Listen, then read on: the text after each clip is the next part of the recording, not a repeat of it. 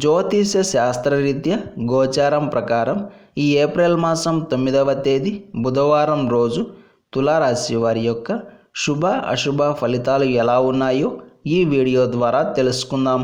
ఈ వీడియోని తప్పకుండా చివరి వరకు చూడండి, లైక్ చేసి షేర్ చేయండి, అలాగే తప్పకుండా సబ్స్క్రైబ్ చేసుకోండి. ఈ ఏప్రిల్ 9వ తేదీ బుధవారం రోజు తులారాశి వారికి మంచి పేరు ప్రఖ్యాతులు లభిస్తాయి. గతంలో మీరు చేసిన మంచి ఏమైనా ఉంటే అది ఈరోజు మీకు పుణ్యం రూపంలో అక్కరకు వస్తుంది. మీరు చేసిన మేలుని గుర్తుపెట్టుకొని మరి మిమ్మల్ని అభినందిస్తారు, అలాగే తిరిగి మీకు సహాయం చేస్తారు. దేవుడే దిగి వచ్చాడు అన్న విధంగా మీకు తెలియని ఒక వ్యక్తి వచ్చి సహాయాన్ని అందిస్తారు. సమాజంలో గౌరవ మర్యాదలకు ఎటువంటి లోటు ఉండదు. ఒక్క మాటలో చెప్పాలంటే పట్టిందల్లా బంగారంలా ఉంటుంది. మీకు తెలియకుండా ఏవైనా చిన్న చిన్న తప్పులు జరిగినా కూడా వాటి వలన ఇబ్బందులు ఎదురయ్యే అవకాశాలేమీ కనిపించడం లేదు.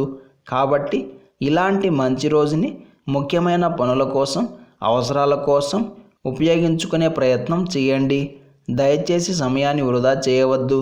పక్క వాళ్ళను ఒప్పించడానికి చేసే ప్రయత్నాలకు, చర్చలకు, పంచాయతీలకు, సంతానాన్ని సరైన దారిలోకి తెచ్చుకోవడానికి, దోపిడీదారుల నుండి తప్పించుకోవడానికి, కోర్టు వ్యవహారాలను తెలుసుకోవడానికి, శత్రువులకు బుద్ధి చెప్పడానికి, తెలివిగా వ్యవహరించడానికి, ఇలా అన్నిటికీ కాలం అనుకూలంగా ఉంటుంది. కాబట్టి ఈ రోజుని తులారాశి వారు తప్పకుండా సద్వినియోగం చేసుకోండి. వృద్ధుల యొక్క అనారోగ్య సమస్యలు ఓ కొలిక్కి వస్తాయి. తెలియని వ్యాధులు ఏవైనా ఉంటే అవి నిర్ధారణకు వస్తాయి. నూతన ఉద్యోగ ప్రయత్నాలు కలిసి వస్తాయి. అలాగే ఒత్తిళ్లు కూడా తగ్గుముఖం పడతాయి. ఈ బుధవారం రోజు తులారాశి వారు ముదురు రంగు దుస్తులను ధరించకండి. అనునిత్యం రామనామాన్ని జపిస్తూ ఉండండి.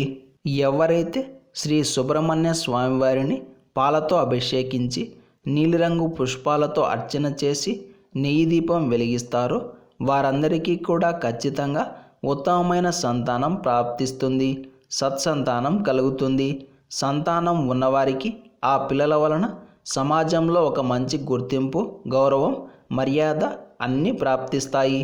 కొంతమంది మా సంతానం మా మాట వినడం లేదు అని క్షోభపడుతూ ఉంటారు, ఎక్కువ బాధపడుతూ ఉంటారు. అలాంటి వాళ్ళు కూడా సుబ్రహ్మణ్య ఆరాధన చేయవచ్చు. కుమారస్వామి అనుగ్రహం వలన చెడు వ్యసనాలకు బానిసలైన మీ పుత్రులు మరలా తిరిగి మంచి మార్గం వైపు అడుగులు వేస్తారు. కాబట్టి ప్రతి ఒక్కరూ కుమారస్వామిని తరచూ పూజిస్తూ ఉండండి. సర్పదోషాలు, కుజదోషాలు, నాగదోషాలు తొలగి ఆనందంగా, సుఖంగా ఉంటారు. మన సంతానం వృద్ధులకి రావాలన్నా, విద్యాభ్యాసం, ఉన్నత విద్య రెండూ సక్రమంగా జరగాలి అన్నా, మన జీవితంలో సంపూర్ణమైన విజయాన్ని సాధించాలి అన్నా మనకు తప్పకుండా గణపతి అనుగ్రహం ఉండాలి. అందుకే గణపతి అనుగ్రహం మెండుగా ఉండాలి అంటే ప్రతి సంకష్టార చతుర్థి రోజు ఈ విధంగా చేయండి.